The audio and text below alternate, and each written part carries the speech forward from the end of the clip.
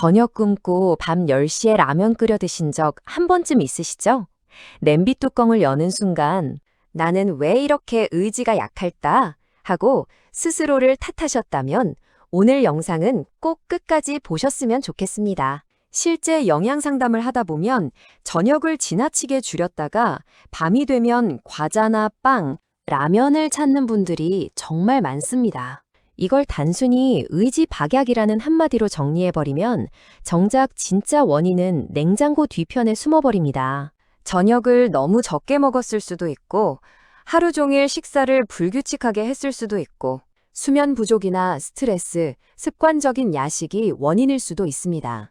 그러니까 중요한 건 저녁을 무조건 굶는 게 아니라 저녁을 어떻게 먹느냐인 거예요. 오늘은 임상영양사의 관점에서 저녁 식사의 양과 구성부터 탄수화물과 단백질, 식사 순서, 식후 움직임까지 하나씩 살펴보겠습니다. 그리고 밤만 되면 자꾸 뭔가를 찾게 되는 진짜 이유까지 짚어볼 거예요.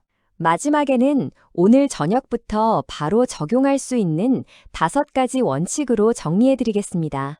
의지로 참으려고 할수록 밤에 더 강하게 당기는 이유가 따로 있다면 어떨까요?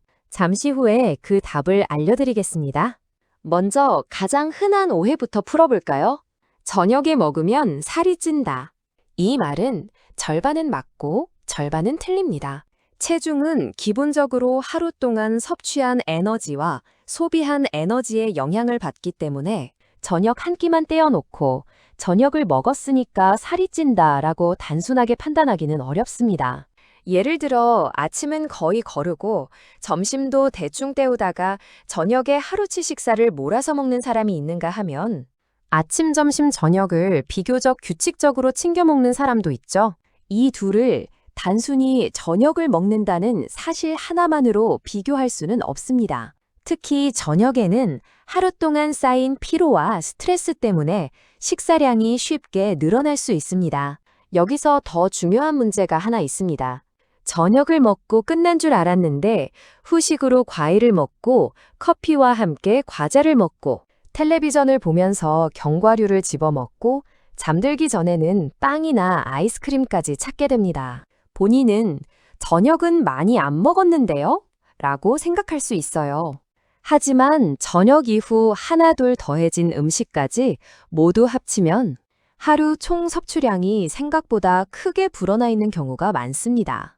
마치 가계부는 쓰지 않으면서 나 이번 달 돈 별로 안 썼는데? 라고 말하는 것과 비슷하죠. 영수증을 전부 모아보면 이야기가 달라지는 것처럼요.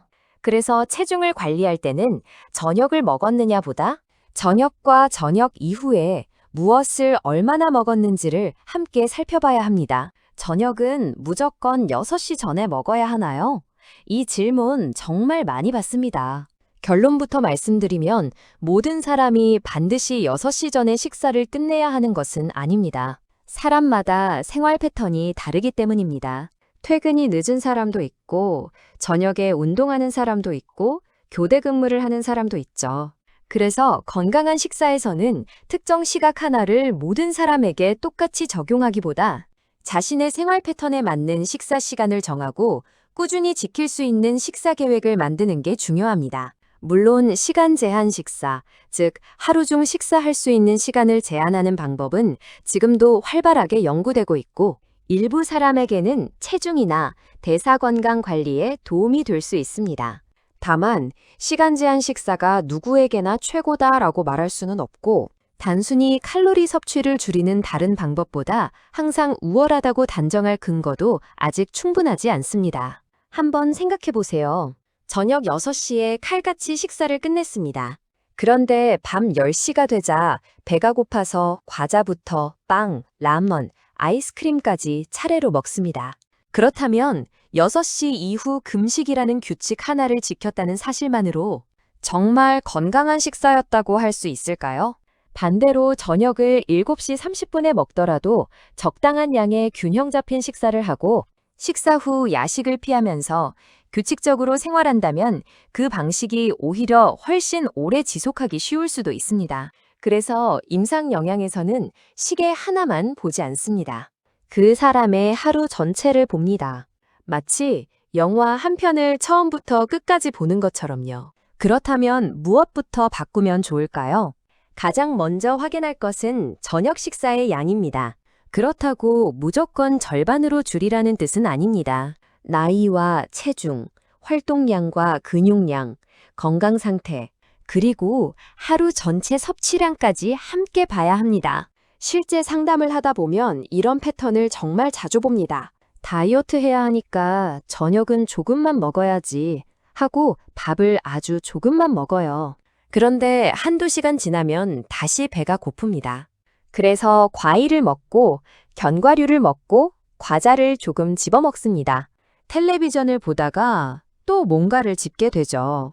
결국 처음에 야심차게 줄였던 저녁 식사보다 저녁 이후 추가로 먹은 음식이 더 많아지는 경우도 있습니다. 저녁 한 끼를 다이어트에 놓고 밤에 그 손해를 이자까지 쳐서 갚는 셈입니다. 그래서 무조건 굶거나 지나치게 줄이기보다 한 끼를 제대로 구성하는 것부터 시작하는 게 훨씬 현실적입니다. 다이어트를 시작하면 가장 먼저 줄이는 음식이 있습니다. 바로 밥입니다. 저녁에는 탄수화물을 먹으면 안 되죠? 이렇게 물어보시는 분들이 정말 많아요. 하지만 탄수화물은 우리 몸에서 중요한 에너지원입니다. 문제는 탄수화물이라는 영양소 자체가 아니라 어떤 탄수화물을 얼마나 어떤 형태로 먹느냐입니다. 흰쌀밥과 면, 떡과 빵, 과자와 당류가 들어간 음료와 디저트까지 모두 탄수화물을 포함하지만 영양적 특성은 같지 않습니다. 식이섬유가 풍부한 통곡물이나 콩류, 채소와 당류가 많이 들어간 음료나 정제된 간식류를 똑같이 취급해서는 안 됩니다. 밥과 탄산음료를 같은 서랍에 넣고 다 똑같은 탄수화물이니까 다 나쁘다라고 하는 건 사과와 사과맛 사탕을 같은 과일이라고 부리는 것과 비슷하죠. 그래서 저녁에는 탄수화물 금지보다는 저녁의 탄수화물 양과 질을 조절한다라고 표현하는 게 훨씬 정확합니다. 그리고 탄수화물을 크게 줄이면 초반에는 체중이 빠르게 줄어들 수 있지만 그 감소가 모두 체지방 감소를 의미하는 것은 아닙니다. 특히 식사량을 지나치게 줄이면 배고픔이 커지고 식사 만족도도 떨어져 결국 야식이나 폭식으로 이어질 수도 있습니다. 결국 좋은 식단은 가장 적게 먹는 식단이 아니라 내가 오래 지속할 수 있는 식단입니다. 그래서 밥은 몇 숟가락 먹어야 하나요? 이런 질문도 정말 많이 받습니다. 하지만 모든 사람에게 똑같은 답을 들을 수는 없습니다.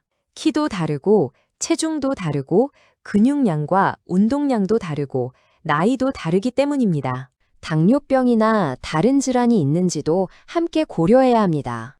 그래서 임상영양에서는 개인에게 필요한 섭취량을 먼저 봅니다. 다만 한 가지 원칙은 있습니다. 평소 밥을 많이 드시는 분이라면 처음부터 완전히 끊기보다 조금만 줄여보세요. 그리고 줄어든 부분은 채소와 단백질 식품으로 보완하는 겁니다. 예를 들어 평소 밥 한 공기를 가득 드셨다면 조금 덜어내고 생선이나 두부, 달걀, 콩, 채소 반찬 등을 충분히 곁들여 보세요. 이렇게 하면 식사량을 극단적으로 줄이는 것보다 포만감을 유지하면서 섭취량을 조절하기가 훨씬 쉬워질 수 있습니다. 다음으로 중요한 것이 단백질입니다. 저녁을 줄인다고 샐러드만 드시는 분들이 있어요. 채소는 분명 좋은 식품입니다. 하지만 채소만으로 한 끼를 구성하면 충분한 포만감이나 단백질 섭취가 부족해질 수 있습니다. 특히 체중을 줄일 때 중요하게 봐야 할 것이 있습니다. 바로 근육입니다. 체중계 숫자가 줄었다고 해서 빠진 게 전부 지방이라는 보장은 없습니다. 식사량을 지나치게 줄이면 지방뿐만 아니라 제지방량도 함께 감소할 수 있습니다. 특히 중년 이후에는 단순히 체중계 숫자를 낮추는 것보다 근육을 가능한 한 보존하면서 체지방을 줄이는 것이 훨씬 중요합니다. 그래서 저녁에도 생선이나 두부, 달걀, 콩, 닭고기, 살코기 같은 단백질 식품을 적절하게 포함하는 게 좋습니다. 다만 단백질은 많이 먹을수록 좋다고 생각하시면 안 됩니다. 필요한 양은 개인마다 다르고 특히 신장 질환이나 신장 기능에 문제가 있는 분이라면 고단백 식단을 스스로 판단해서 시작해서는 안 됩니다. 이런 경우에는 반드시 담당 의료진과 상의해야 합니다. 이번에는 식사 순서입니다. 같은 음식을 먹더라도 어떤 순서로 먹느냐에 따라 식후 혈당 반응이 달라질 수 있다는 연구들이 있습니다. 특히 식이섬유가 풍부한 채소나 단백질 식품을 먼저 먹고 탄수화물 식품을 뒤에 먹는 방식은 일부 연구에서 식후 혈당 상승을 완화하는 데 도움이 될 가능성이 보고되어 왔습니다. 그래서 현실적으로는 채소, 단백질, 탄수화물 순서로 먹어보는 방법을 활용할 수 있습니다. 축구로 치면 수비수가 먼저 나가고 공격수가 마지막에 들어가는 나름의 포메이션이라고 생각하시면 됩니다. 다만 여기서 중요한 게 있습니다. 채소부터 먹는다고 혈당이 안 오르는 건 아닙니다. 혈당은 올라갑니다. 다만 식사 순서에 따라 식후 혈당의 상승폭이나 패턴이 달라질 수 있다는 거죠. 그래서 채소 반찬을 먼저 먹고 생선이나 두부 같은 단백질 식품을 먹은 다음 밥이나 면 같은 탄수화물 식품을 먹어보세요. 다만 식사 순서 하나만으로 혈당 관리가 완성되는 것은 아닙니다. 전체 식사량과 탄수화물의 양과 질, 신체 활동과 체중, 수면, 그리고 필요한 경우 약물 치료까지 함께 봐야 합니다. 여기서 하나 더 여쭤볼게요. 여러분은 저녁을 몇 분 만에 드시나요? 10분? 15분? 아니면 회사 점심시간처럼 5분 만에 흡입하시나요? 하루 종일 바쁘게 생활하다 보면 저녁도 빠르게 먹게 됩니다. 그런데 너무 빨리 먹으면 포만감을 느끼기도 전에 식사를 끝낼 수 있습니다. 그래서 다이어트를 시작할 때 음식부터 전부 바꾸려고 하지 말고 식사 속도부터 조금 늦춰보세요. 한 숟가락 먹고 충분히 씹고 잠시 젓가락을 내려놓은 다음 음식을 먹는 겁니다. 식사 중 스마트폰이나 텔레비전에 지나치게 집중하지 않는 것도 도움이 될 수 있습니다. 넷플릭스 다음화 자동재생 카운트다운이 시작되기 전에 잠깐이라도 젓가락을 내려놓아 보세요. 중요한 건 단순히 몇 분 안에 먹었느냐가 아닙니다. 내가 지금 무엇을 얼마나 먹고 있는지 인식하면서 먹는 것이 더 중요합니다. 이제 오늘 영상에서 특히 강조하고 싶은 부분입니다. 저녁을 적당히 먹었습니다. 채소도 먹었습니다. 단백질도 챙겼습니다. 그런데 바로 소파에 앉습니다. 텔레비전을 봅니다. 여기서 우리가 놓치기 쉬운 게 있습니다. 바로 식후 움직임입니다. 여러 연구에서 식사 후 걷기와 같은 가벼운 신체 활동이 식후 혈당 상승을 완화하는 데 도움이 될 수 있다는 결과가 보고되어 왔습니다. 중요한 건 반드시 1시간씩 운동해야 한다는 게 아니라는 점입니다. 식사 후 짧은 시간이라도 가볍게 걷거나 움직이는 습관을 만들어 볼 수 있습니다. 집 주변을 걷거나 설거지 같은 집안일을 하거나 오래 앉아있지 않고 가볍게 움직이는 것도 방법입니다. 소파가 나를 흡수하기 전에 딱 10분만 먼저 움직여보는 겁니다. 운동해야지 라는 거창한 결심 대신 10분만 걸어보자로 시작해보세요. 물론 식후 10분 걷기가 모든 사람에게 충분한 운동량이라는 뜻은 아닙니다. 이것만으로 당뇨병이 치료된다는 뜻도 아니고요. 하지만 식사 후 바로 앉아있는 습관을 줄이고 짧은 활동을 꾸준히 실천하는 것은 식후 혈당 관리에 도움이 될 수 있는 아주 현실적인 방법입니다. 자, 아까 말씀드렸던 그 질문 기억하시나요? 의지로 참으려고 할수록 밤에 더 강하게 당기는 이유. 바로 지금부터 그 답을 알려드리겠습니다. 밤 10시가 되면 이야기가 달라집니다. 갑자기 배가 고픕니다. 냉장고 앞으로 갑니다. 문을 열고 한참을 서 있어. 냉장고 불빛이 나를 비추는 순간 내가 왜 또 여기 서 있지? 라는 생각이 듭니다. 많은 분들이 이걸 의지의 문제라고 생각합니다. 하지만 영양 상담에서는 먼저 원인부터 확인합니다. 첫째, 저녁을 너무 적게 먹었을 수 있습니다. 둘째, 저녁에 단백질이나 식이섬유가 부족했을 수 있습니다. 셋째, 하루 종일 식사를 불규칙하게 했을 수 있습니다. 넷째, 텔레비전을 볼 때마다 간식을 먹는 습관이 생겼을 수 있습니다. 다섯째, 수면이 부족하거나 생활 리듬이 불규칙할 수도 있습니다. 실제로 저녁을 억지로 참거나 지나치게 줄인 날일수록 밤에 몸은 부족했던 만큼을 더 간하게 요구합니다. 그러니까 의지가 약해서가 아니라 저녁에 덜 채워진 만큼 밤에 신호가 더 세게 오는 것뿐입니다. 실제 상담에서도 저는 의지가 약해서 밤마다 먹어요 라고 말씀하시는 분들이 많습니다. 그럴 때 저는 먼저 이렇게 물어봅니다. 저녁을 어떻게 드셨나요? 왜냐하면 야식은 단순히 의지의 문제가 아니라 하루 전체 식사 패턴이 쌓여서 나타난 결과일 수도 있기 때문입니다. 야식을 줄이고 싶다면 딱 일주일만 기록해보세요. 저녁을 몇 시에 먹었는지, 무엇을 먹었는지, 밥은 얼마나 먹었는지, 식사 후 무엇을 먹었는지, 몇 시에 배가 고팠는지, 그리고 그때 무엇을 먹었는지 적어보는 겁니다. 이렇게 기록하면 평소에는 보이지 않던 자신의 패턴이 눈앞에 드러나기 시작합니다. 예를 들어 저녁을 6시에 먹은 날마다 밤 10시에 폭식을 한다면 문제는 의지가 아니라 저녁 식사량이나 식사 시간일 수도 있습니다. 반대로 저녁을 충분히 먹었는데도 매일 밤 9시만 되면 과자를 찾는다면 배고픔보다는 습관적인 섭취일 가능성도 있습니다. 마치 드라마 본방을 사수하듯 정해진 시간이 되면 자동으로 손이 과자 봉지로 가는 거죠. 이 둘은 해결 방법도 달라집니다. 그러니 야식을 참아야 한다에서 끝내지 마시고 내 야식은 왜 시작되는가부터 먼저 물어보세요. 이 질문도 정말 많이 받습니다. 과일은 건강하니까 밤에 먹어도 괜찮죠? 먼저 분명히 말씀드리겠습니다. 과일은 건강한 식품입니다. 체중이나 혈당을 관리한다고 해서 과일을 무조건 끊을 필요는 없습니다. 통과일은 식이섬유와 여러 영양소를 함께 섭취할 수 있기 때문에 건강한 식사 패턴의 일부로 충분히 활용할 수 있습니다.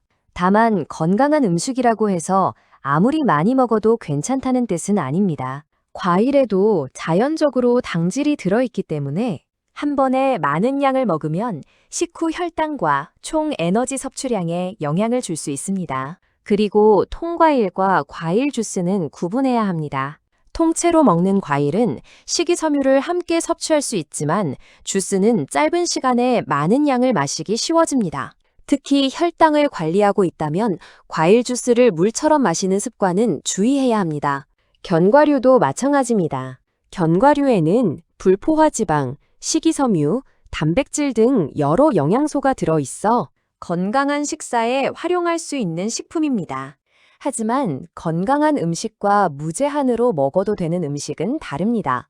견과류는 에너지 밀도가 높은 식품이기 때문에 봉지를 열어놓고 텔레비전을 보면서 계속 먹으면 손은 계속 왔다 갔다 하는데 정작 몇 알을 먹었는지는 아무도 모릅니다. 봉지 바닥이 보일 때쯤에야 내가 이렇게 많이 먹었나?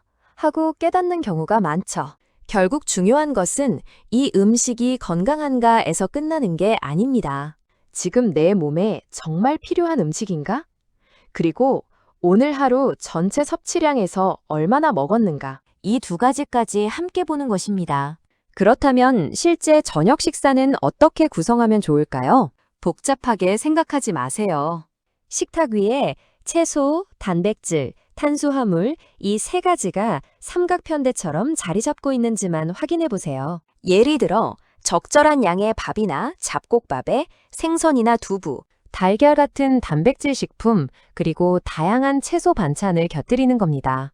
이때 중요한 건 모든 사람에게 똑같은 비율을 적용하는 게 아닙니다. 나이와 활동량, 체중과 건강 상태에 따라 필요한 양은 달라집니다. 그러니 접시의 구성을 하나의 기준으로 생각해 보세요. 채소를 충분히 담고 적절한 단백질 식품을 곁들이고 필요한 만큼 탄수화물 식품을 구성하는 겁니다. 국이나 찌개를 드신다면 국물의 양과 염분도 신경 쓰는 게 좋습니다. 튀김이나 가공육, 당류가 많은 소스와 음료, 디저트 등은 자주 많이 먹지 않는 것이 좋습니다. 특히 한 끼에 밥을 먹고 떡을 먹고 빵을 먹고 달콤한 음료까지 마시는 식으로 탄수화물 식품이 계속 겹치는 패턴은 주의해야 합니다. 각각의 음식이 반드시 나쁜 건 아닙니다. 문제는 한 끼와 하루 전체에서 무엇이 어떻게 겹치고 있느냐입니다. 저녁 식사와 함께 술을 드시는 분들도 많습니다. 술은 단순히 술 한 잔으로 끝나지 않는 경우가 많습니다. 술과 함께 안주를 먹고 식사량이 늘어나고 늦은 시간까지 깨어 있으면서 야식으로 이어질 수도 있습니다. 또 알코올은 개인의 건강 상태와 복용 중인 약물에 따라 주의가 필요합니다.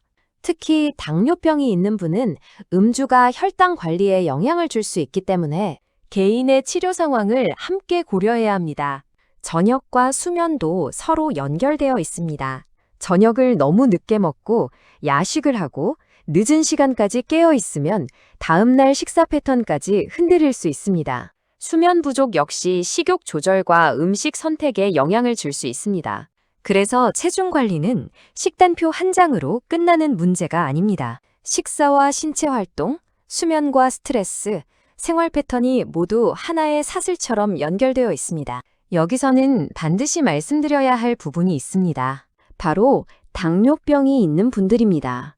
당뇨병이 있다고 해서 저녁을 굶으면 혈당이 떨어지겠지라고 생각해 임의로 식사를 거르거나 식사 시간을 크게 바꾸면 안 됩니다. 특히 인슐린이나 저혈당 위험이 있는 약물을 사용하는 경우에는 식사량과 식사 시간의 변화가 저혈당 위험에 직접 영향을 줄 수 있습니다. 따라서 당뇨병이 있거나 혈당을 낮추는 약을 복용하고 있다면 간헐적 단식이나 저녁 금식, 극단적인 저탄수화물 식단 등을 혼자 판단해서 시작하기보다 담당 의료진이나 임상 영양사와 반드시 상의하는 것이 안전합니다. 또한 신장질환이나 간질환이 있거나 임신 중이거나 섭식장애가 있거나 고령 또는 성장기인 경우에도 일반적인 체중 감량, 식사법을 그대로 적용하기보다 개인의 상태에 맞는 식사 관리가 필요합니다. 이제 정말 간단하게 정리해 보겠습니다. 오늘 저녁부터 딱 5가지만 기억하세요. 첫째, 식사량입니다. 굶지 말고 적당히, 무조건 줄이는 것보다 내게 필요한 만큼 균형 있게 먹습니다. 둘째, 탄수화물입니다. 끊지 말고 양과 질을 조절하세요. 밥을 완전히 끊기보다 전체 식사에서 적절한 양을 선택합니다. 셋째, 구성입니다. 채소와 단백질을 함께 챙겨보세요. 밥만 많이 먹는 식사보다 채소와 단백질 식품을 함께 구성하는 겁니다. 넷째, 식후입니다. 10분 가볍게 움직여보세요. 가능하다면 식사 후 10분 정도라도 걷거나 움직여보는 겁니다. 다섯째, 야식입니다. 잠기 전에 원인부터 찾으세요. 정말 배가 고픈 건지, 저녁 식사가 부족했던 건지, 아니면 습관적으로 먹는 건지 먼저 확인해 보세요. 이 5가지만 기억하셔도 됩니다. 굶지 말고, 끊지 말고, 함께 먹고, 움직이고, 원인을 찾는 것. 이것이 오늘 저녁부터 시작할 수 있는 가장 현실적인 방법입니다. 이 5가지를 오늘부터 전부 완벽하게 하려고는 하지 마세요. 임상영양 상담에서 중요한 건 완벽함보다 지속 가능성입니다. 5가지를 한꺼번에 시작하면 사흘 만에 지쳐서 다시 라면 냄비 앞으로 돌아갈 수도 있습니다. 이번 주에는 한 가지만 바꿔보세요. 평소 저녁 식사 후 바로 소파에 앉는다면 이번 주에는 식사 후 10분 걷기만 해보세요. 평소 밥을 너무 많이 먹는다면 이번 주에는 밥을 조금 덜어 먹기만 해보세요. 평소 밤마다 과자를 먹는다면 이번 주에는 야식이 시작되는 시간과 이유를 기록해보기만 하세요. 이렇게 하나씩 바꿔보는 겁니다. 건강한 식습관은 한 번에 완성되는 게 아닙니다. 반복할 수 있는 행동을 하나씩 쌓아가면서 만들어지는 겁니다. 오늘 이야기를 다시 정리해보겠습니다.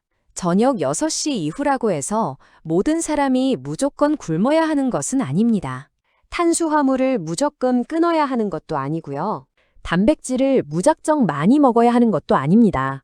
과일이나 견과류가 밤에 먹으면 무조건 나쁜 음식인 것도 아닙니다. 중요한 것은 저녁의 전체 양과 탄수화물의 양과 질, 적절한 단백질과 채소, 식사 속도와 식후 활동, 야식과 수면까지 이 모든 것을 하나의 생활 패턴으로 보는 것입니다. 특히 체중과 혈당을 관리하고 싶다면 무엇을 먹지 말아야 할까? 라는 질문만 하지 마세요.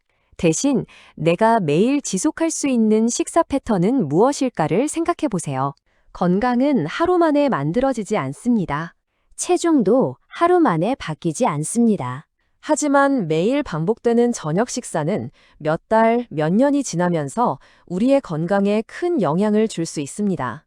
그러니 오늘 저녁부터 밥의 양을 한번 돌아보고 채소와 단백질을 챙기고 식사 후 잠깐 움직이고 밤에 무심코 손이 가던 간식 하나를 다시 생각해 보세요. 작아 보이는 변화라도 매일 반복되면 생활 습관은 달라질 수 있습니다. 그리고 그 변화가 차곡차곡 쌓이면 체중과 혈당을 관리하는 데도 도움이 될 수 있습니다. 오늘 영상이 여러분의 저녁 식사를 한번 돌아보는 작은 계기가 되었으면 좋겠습니다. 여러분의 건강한 일상을 응원하는 건강의 봄이었습니다. 감사합니다.